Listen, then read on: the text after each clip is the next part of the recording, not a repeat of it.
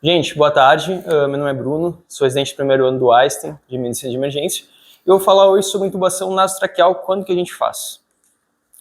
Eu acho que a maioria dos R1s, como eu, talvez nunca tenha visto uma intubação nasotraqueal, ou talvez nas questões de prova, quando fala que não pode fazer em base de fratura de base de crânio, ou crianças, por exemplo. Então, assim, é bom saber que existem três tipos principais, tá? As cegas, que é o principal que a gente mais vai fazer, com laringoscópio, ou com algum auxílio, como uma pinça, ou, por exemplo, um endoscópio maleável. Quais são as indicações? A gente pode resumir todas as indicações em uma só. Quando a intubação orotraqueal não pode ser feita.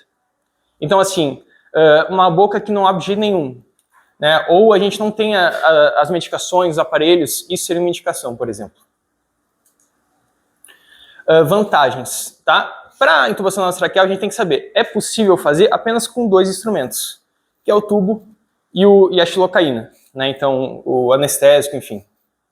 É a técnica mais fácil às cegas, porque a pessoa não tem tanta ânsia de vômito como a orotraqueal, e ela pode ser feita com pouca sedação, inclusive é uma das maiores indicações fazer quando o paciente está acordado.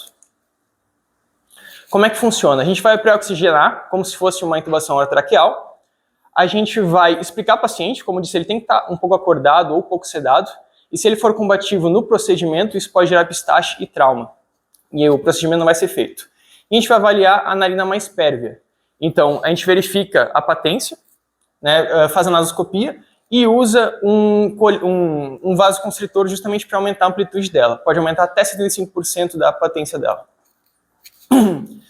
Bom, a gente vai escolher o tubo. O tubo ele tem que ser menor, porque vai passar pelo nariz. Em adultos, em torno de 6 a 6,5. E, se possível, mergulhar ele numa água quente, água morna, para deixar ele mais maleável e menos chance de trauma. E a gente vai fazer anestesia em volta do tubo e borrifar na orofaringe. Aqui tem três tipos de tubo, o orotraqueal normal, um específico para intubação naso, e esse com endotrol que a gente tem um mecanismo de poder malear o tubo na hora.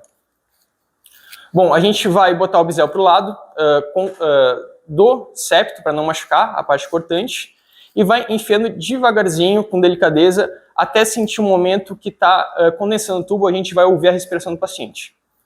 Quando chegar nesse momento, a gente vai pedir para ele inspirar fundo e vai colocar também delicadamente o tubo, verificando num capnógrafo ou também com a ausculta.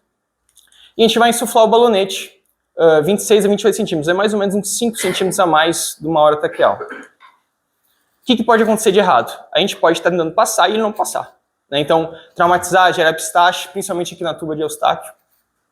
Pode também ficar preso na valécula, a gente não conseguir passar, então, às vezes a gente põe até uma sonda nasogástrica justamente para servir como fio guia, por exemplo.